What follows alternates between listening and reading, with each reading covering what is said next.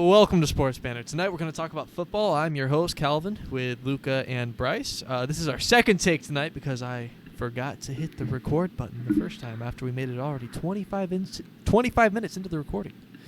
So first thing we're going to talk about tonight is the Super Bowl.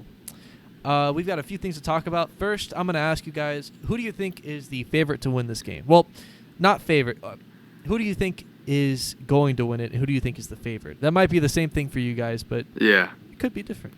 Yeah. I'll go. Calvin called himself out, so he escaped some choice words that I was going to say. Anyways, these two definitely don't know what I'm going to say at all, totally. I think in the Super Bowl that the Buccaneers just have it in the bag. They have something to prove. It's in their own stadium. They don't want to lose to, I would say, a younger team in the Chiefs. I think that's more of a Brady-Mahomes thing, though. And, yeah, I just see the Buccaneers coming up on top. I think this is a really important game in both teams' careers, though. Both, like, every single player's career. And, yeah, I have the Buccaneers winning, I would say, 21-17. It'll be very close, though, because I think both defenses will have to prove themselves. All right, Bryce, who do you have? Well, I have the Kansas City Chiefs, as a matter of fact. On the injury report, we see that Antonio Brown is actually not playing in this game, which you might think is not that important, but it really is. When you're going against Patrick Mahomes and the number one rated passing offense, you need that firepower to keep up. And although Tampa Bay is number two, they're number two for a reason. They had their full offensive lineup going. But really, you have two big offensive teams. So I feel like the passing defense rather, is where the Super Bowl is going to be won. And although Tampa Bay has the best rushing defense in the league, I think that given by Tampa Bay's just just kind of playing down to their opponents. They only won by 8 to the Washington football team. They only beat the Saints by 10. And they only beat the Packers by 5. So when you look at that, you just see that, like, Tampa Bay they could have lost any of those 3 games in the playoffs.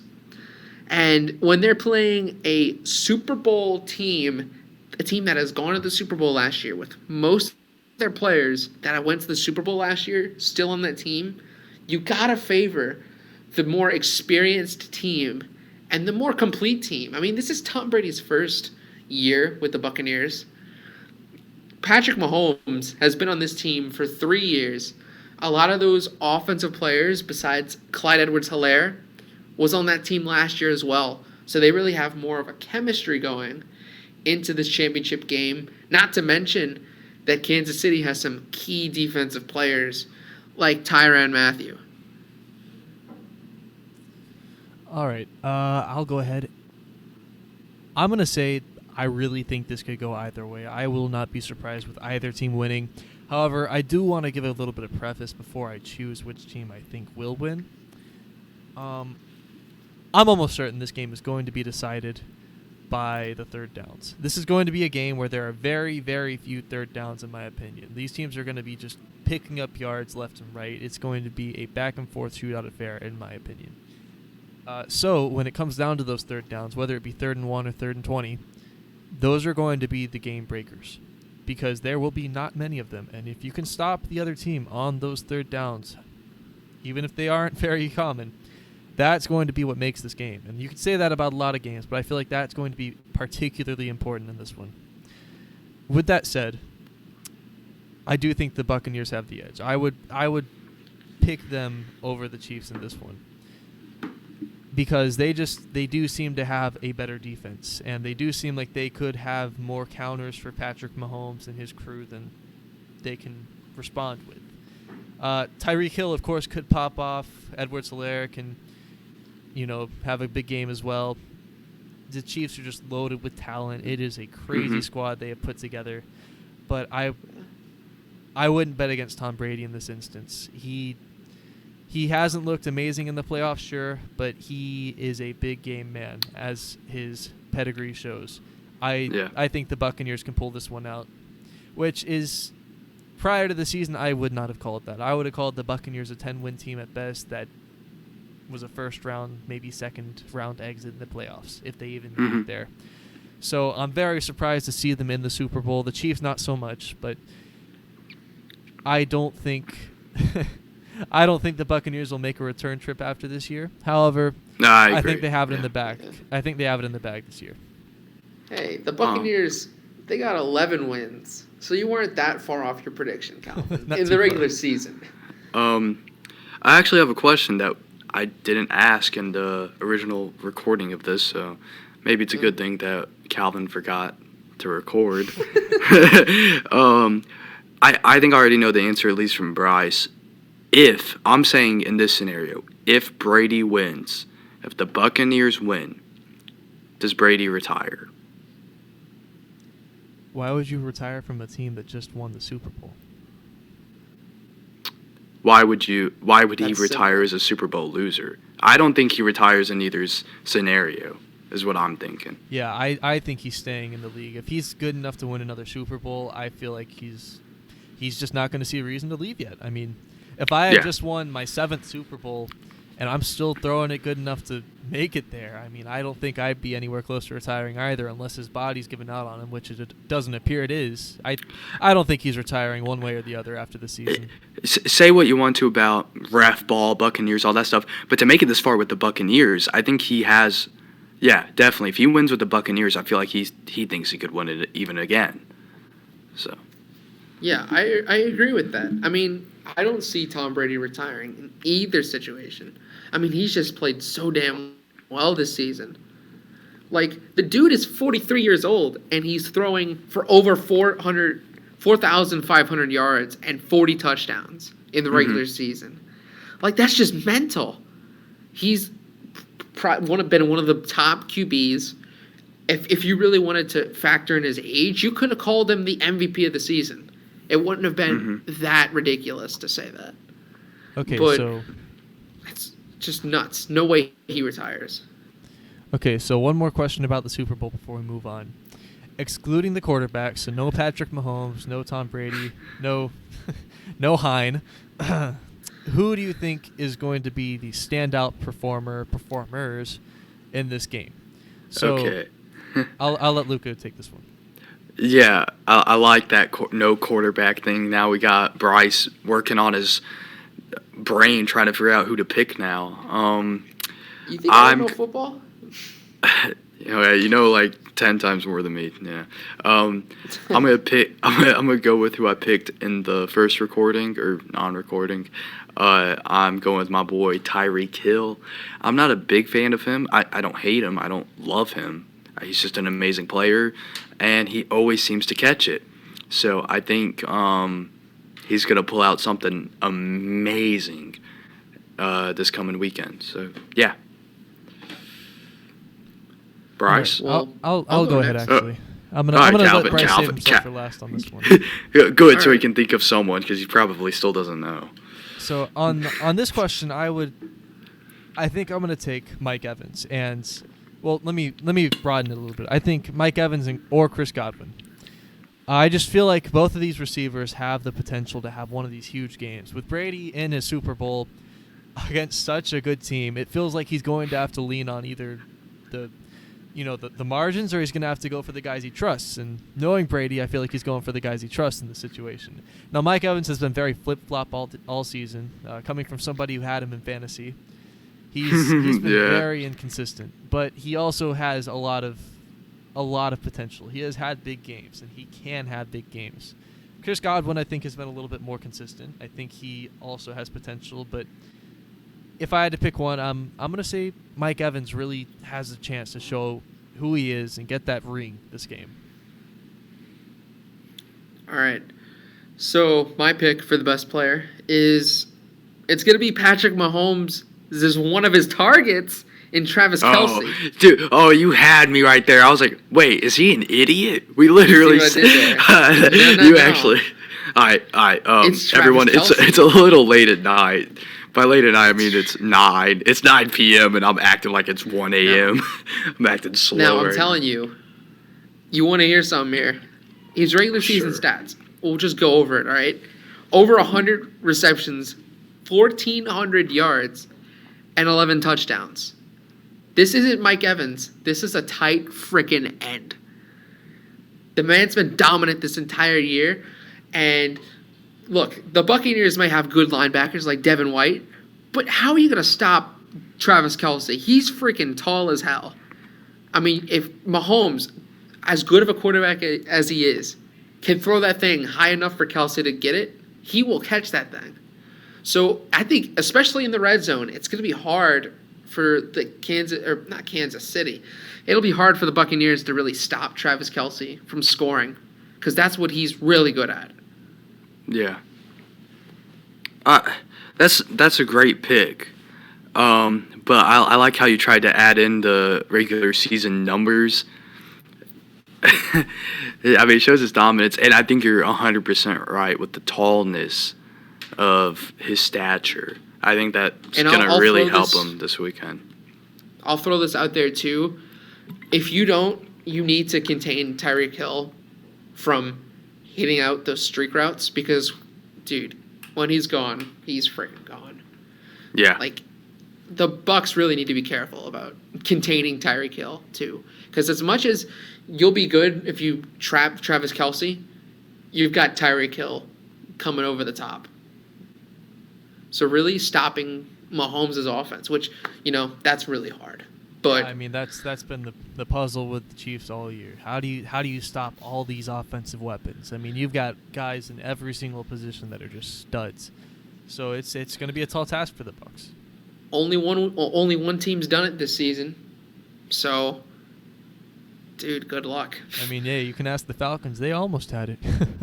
They almost had it. Then I had the call out of the century with Younghoe Koo. Yeah, right before Koo went up for that kick, Lucas says, "Oh yeah, he's like one of the third best kicker in the league, one of the top 3," and of course he sends it wide.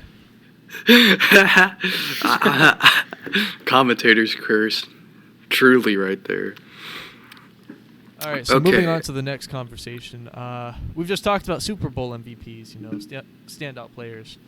Let's go to regular season MVPs. Who do you guys think deserves the MVP award this season? I'll start with Bryce. Okay. All right, Aaron Rodgers. The man, it's hard to argue against Aaron Rodgers. I think he's going to win his 3rd MVP this season. He was only 7th in passing yards. However, he threw 48 touchdowns. That's 8 more than the next person, which coincidentally, one of those people are Tom Brady. The other is Russell Wilson. And also, Rodgers only threw 5 interceptions on the year. He had the best completion percentage in the league, 70.7%. That's 0.2% more than Drew Brees. And everyone's been giving Drew Brees crap this year. But, I mean, I think that's impressive. Drew Brees' completion percentage, but also more so Rodgers. I mean, Aaron Rodgers has been completing a lot of deep passes this year.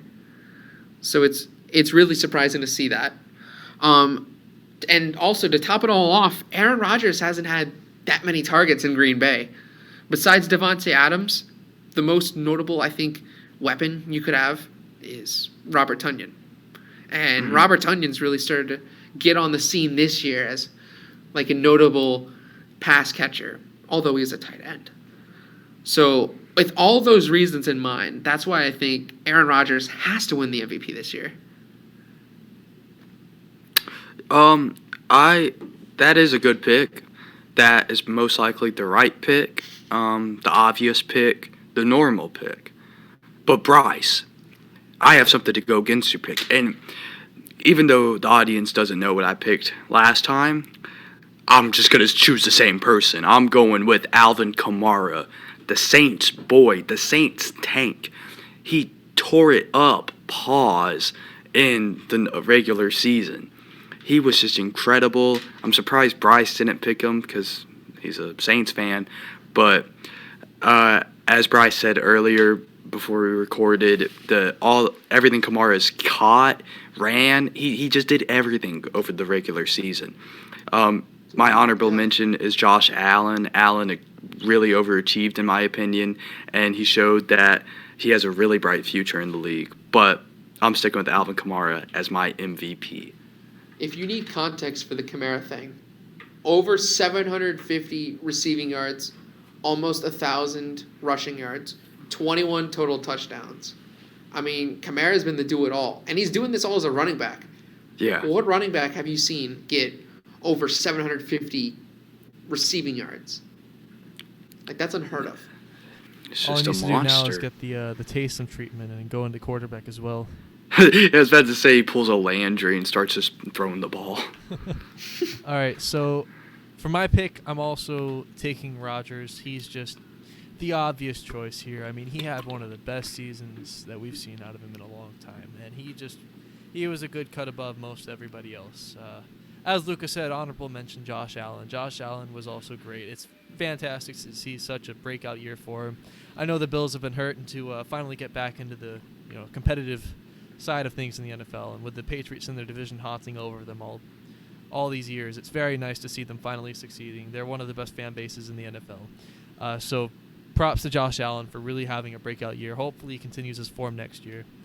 But one other player that we mentioned last time, and I haven't heard anybody say it yet, so I'll go ahead and talk about him. Derrick Henry. It's pretty self-explanatory. I mean, he's one of the very few players to hit 2,000 yards in a season. That is insane. Granted, he had the most attempts as well this season, rushing attempts of any player, and by a considerable margin, too, over 65 more attempts than the second closest, which was Dalvin Cook. But he played pretty fantastic. He had an average of 5.4, which is pretty good. He only had a few games where he even got close to being shut out and being shut down. He was fantastic. 3 fumbles, only 2 of them lost. Great year for him. He just fantastic. Shout out to him. Yeah, they call him King Henry for a reason. Yeah. Right, Is there another running back you want to shout out, Calvin? In the first one, I talked about Nick Chubb and his Chubb. great season. Only 20 in the top 20 running backs on a list of most yards in the season. Only 2 of them missed more than 3 games, and that's Miles Sanders and Nick Chubb. Miles Sanders is 15th in the yards list, didn't even hit 1,000 yards. Nick Chubb is 7th. And to add to that, Nick Chubb also has one of the best averages for running backs in the league. He hit 5.6 this season. Very, very good. One of the best. And he missed 4 games and still ended up 7th on that list. Now, that is insane production from that guy. The Browns are insanely lucky to have gotten him in the draft, and he is going to be one of the cornerstones for them in the coming years. It looks very good for them as long as they can keep him. All right, so one more thing to talk about. agree. There might be a couple more that you guys have, but the next thing I want to go to is the Deshaun Watson trade talks, actually. This one's not on the script. I just want to bring it up. Oh, out of nowhere. Surprise appearance. I was not ready for this one. Oh, jeez, okay. Yeah. So there's Jeez. there is a lot of talk about Deshaun Watson not being in Houston next year. Now, the one thing that we do have to keep in mind, I'm having to remind myself about this every time I see it, he's not officially being traded. He has a no-trade clause in his contract. The Texans themselves are saying they don't want to trade him. Obviously. There is a good chance, well, maybe not a good chance, but a chance that he doesn't leave Houston. However, if he does, where do you guys think he's going, and where do you think would be the best fit? Okay. So, I think he might. Now, look, I'm just going to be honest with the audience here. My football knowledge compared to these other two, not that great. But I think a likely place he could end up going is the Dolphins. I know that was rumored a few weeks ago, but that could be old news already. But I feel like the Dolphins is still a viable place for him to go. Even though they already have 2 usable quarterbacks, I feel like he's better than the 2 they have. But I feel like he could go to the Patriots as much as I want to see Cam succeed and be amazing at the Patriots, and he can still do that. But I can also see them just be a little greedy and say, we'll just take Deshaun. But in my opinion, sign Cam back. I hope they do. I hope they do, because I think that he's a good. Look, they got screwed out of a lot of games because they couldn't practice because of Corona. Their whole That's season true. was a mess. But Cam didn't look too great either. First year there, you never know. But again, it's the Patriots, so you never know. They could easily get Watson. I watched his games. His accuracy just looks god awful. The only thing he has going for him is his rushing. But that's true. But who does he have to throw there? Who's supposed to catch the ball for him? He doesn't have many people to throw to. However, he's not giving them any good throws to catch anyways. You're right. But Cam is still undefeated in the outfits. His outfits. Immaculate. Yeah. Well, then maybe he should just go and be a fashion freaking model instead of a football That'd be player. awesome. That'd be awesome. But in my opinion, even though you asked where we think he's gonna go, I have a feeling Watson's gonna stay. I think he'll stay. But yeah. So I'll go ahead and throw my hat into the ring on this one. I think that if you want to look at his viable transfer destinations, look at how much cap space each team has. The top 4 teams are all places that I think he might have a good chance of going. Number 1, Jacksonville. Now, they do have the number 1 pick, and they have a chance at Trevor Lawrence, but at the same time, that's an unknown. You don't really know how these players are going to play once they get into the NFL. So I think that you can't write off the potential of Jacksonville trading the number 1 overall pick for Deshaun Watson. Yeah. Ooh, that's not happening. That's not going to happen. I think they could go for that running back from Alabama, whatever his name is. Number 2 on the cap space list, and probably one of the more likely ones. Jacksonville's probably a little bit of a reach, but I would not put this one too far out of consideration. Yeah. The New York Jets, they are in a very weird situation, to say the least. They're hard to talk about. Let's put it that way. But they have a whole lot of cap space, $65 million at the moment. It looks like they could easily bring on Deshaun Watson in his contract, and they probably have enough assets to really build around him as well. I mean, they have high draft picks. They have a lot of capital. They just have a good amount of resources. They could honestly be a contender in the next couple of years if they make the right moves. Now, is Deshaun Watson the right move? That is to be determined, and we don't even know where he's going. But I think that they are a good destination. And the third one on the cap space list is the Indianapolis Colts. Now, the Colts vastly outplayed how good I thought they'd be this season. I did not expect them to be anywhere near as good as they were. And I think that they've swayed me. I honestly think that they will be better next year as well. I don't think they're going to have much regression at all as long as they can figure out the quarterback situation. But that's a big if. And one of the easiest ways to figure that out is taking Deshaun Watson from Houston. They have the cap space for it. I don't know what their draft capital is, but I'm assuming that they have enough to make some sort of moves for Deshaun. If they want to make it happen, they probably can. I think Deshaun would be a good fit there. They have a decent amount of weapons. They have the space. I think Deshaun has a good chance of landing there as well. The final place I will talk about is also the Patriots. They have a whole lot of cap space as well. 58 million is what I'm looking at right now. That's the figure I'm seeing. Mm-hmm. Deshaun has a good chance of going there. I won't put much on it. I think if I was Deshaun, I would not choose to go to the Patriots with all of the trash coming out about Bill Belichick. Nothing controversial, just how much players don't like playing under him. He is a hard head coach. It's understandable. He's a super competitive, old-fashioned kind of guy, for sure. And as much as I love him, I definitely understand that. If Deshaun's leaving his organization partially because he wasn't involved in the hiring process for a head coach, I really don't see him going to the Patriots. Mm-hmm. Bill Belichick is not that kind of guy. He is going to be in control. I don't think Deshaun's going to have a say in basically anything. It really doesn't seem like he'd want to go there if that's why he's leaving. But as a player, and he might fit in there. Bill Belichick seemed to like to use Cam Newton's legs this season, and I think that Deshaun has better legs and a better arm. So I think that he would definitely fit in pretty well there. All right. Well, Calvin, I hate to break this to you, but I'm about to nullify 2 of your picks with a simple explanation. He's not going to go to Jacksonville, and he's not going to go to Colts for the same reason. They're division rivals. Oh yeah. You're not trading Deshaun Watson to your division rival for him to burn you 2 times a year. Yeah, that's completely fair. Yeah. So I don't see either of those happening. Although I think the Colts situation would work out perfectly if they weren't division rivals. Yeah. That's I a would completely love fair that. point. I completely forgot about that. That is a great point. But okay, I don't really know where he would end up because of cap and stuff. But just okay, I just want to talk about like a couple interesting kind of destinations when I'm looking at these teams.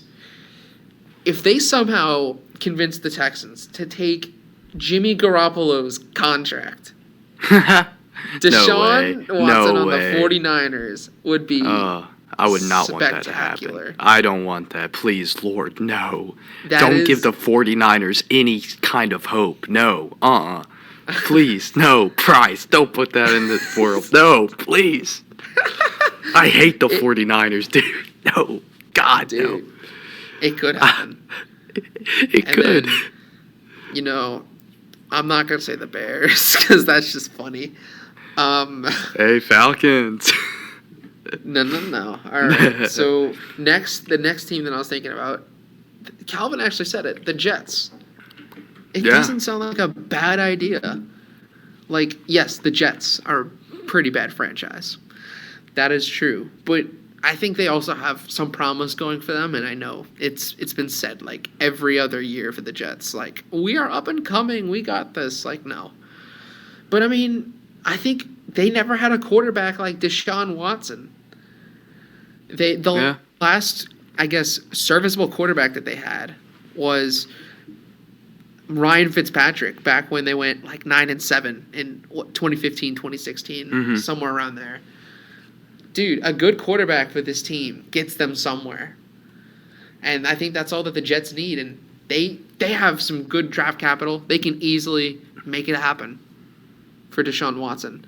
And so the last team I want to talk about, I just thought it's intriguing. I don't think this is realistic. The Carolina Panthers. If they got Watson. I mean, you could argue that last year, really, okay, Teddy Bridgewater, he played really well, but he didn't put them over the top like I think Deshaun Watson would.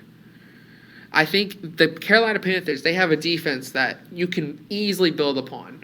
And also, they have receivers some deep receivers like DJ Moore, that Deshaun Watson can easily take advantage of and really kind of make them a star.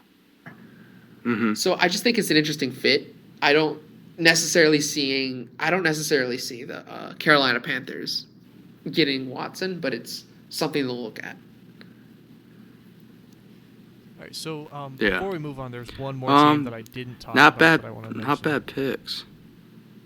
There's one more team that I want to mention before we move on. The Washington football team. Now, just let that sink in. What do you think about them as a potential landing spot? I get it, and that is a rumored spot. 100% get it. But anyone that watched, unless if it was a one-time thing, anyone that watched that playoff game against the Buccaneers, they already have a quarterback. They already have a quarterback, dude. I mean, I'd love to see that guy succeed, but it's so hard to win a starting job, especially from a one-time appearance. I wouldn't be surprised if they bring someone else in. I understand, and I agree, but I think he has to play more this upcoming season. Has to. I wouldn't be surprised. He looks amazing. All right, Yeah. hot take. It's another Houston situation. If you bring him to Washington, dude, they got in the playoffs. They're 7-9 though. I mean, like, yes, all right, a quarterback would put them over the top, but at the same time, I don't think Watson would be that happy there. Yeah, that's I don't true. think their offensive line is the best. And that's another thing that, like, damned Deshaun Watson was his offensive line being absolute garbage. So you really need to build a line. Go somewhere where there's a line. At least with the Jets, you have, I think, Mekhi Becton, very good offensive tackle that was taken this past year. You have some sort of promise there. I don't think the football team has that kind of line. I might be wrong, Okay, so but I just don't know. moving on, let's talk about a quarterback who was in the Super Bowl not too long ago being traded for a quarterback who's never won a playoff game in his life. And somehow the quarterback who went to the Super Bowl also had to be accompanied by multiple first-round picks to be traded. Okay.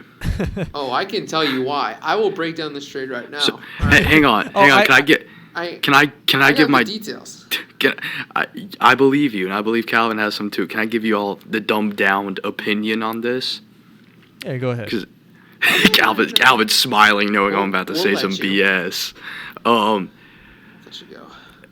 I think looking at it at face value, Lions made a steal out of this, in my opinion. But if the Rams get a Super Bowl out of this next year, or maybe the year after this, then it's a win for them. I think this is one of those situations where we just see how it goes. I know you can say that's a cop-out, and you can say that for a lot of trades, a lot of deals, but this is truly, in my opinion, something we'll just have to see how it plays out. Really is. It's not something you can really say, this isn't going to work, or this will work. It's a lot of this depends on if the Rams can not choke and get to the Super Bowl, which is what they're doing here. And I think Stafford definitely has it in him. Obviously, he went to Georgia, and I don't want to see him succeed like that. That sounds super mean. I didn't mean it to be that mean. But I think he has it in him to do it. So, yeah.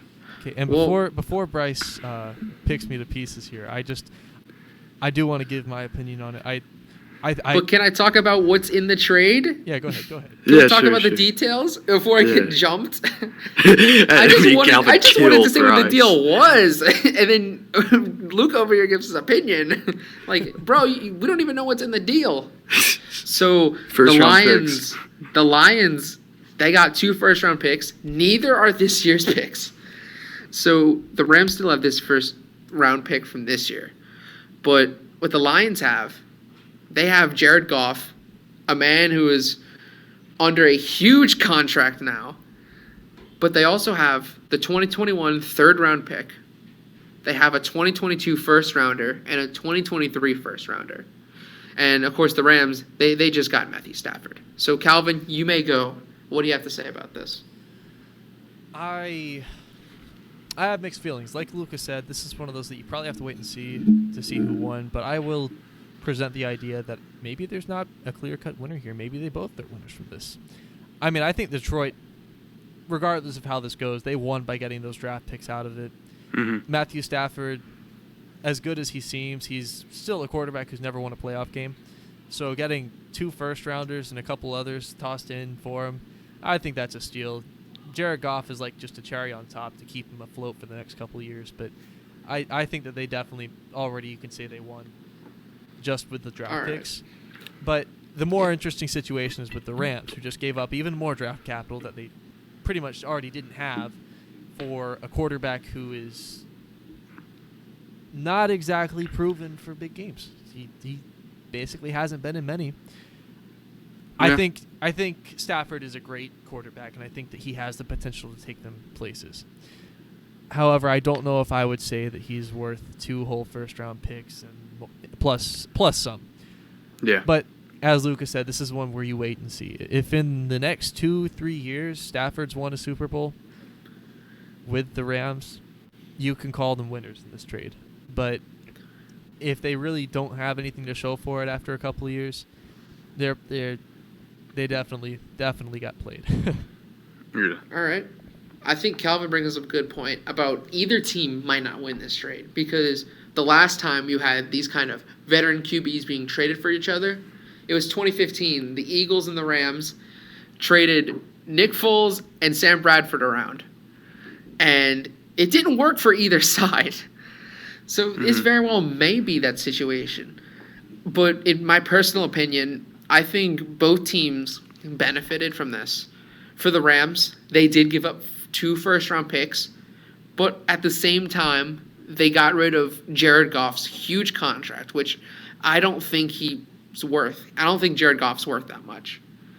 And they got Matthew Stafford, who I'd argue raises the team's ceiling a bit.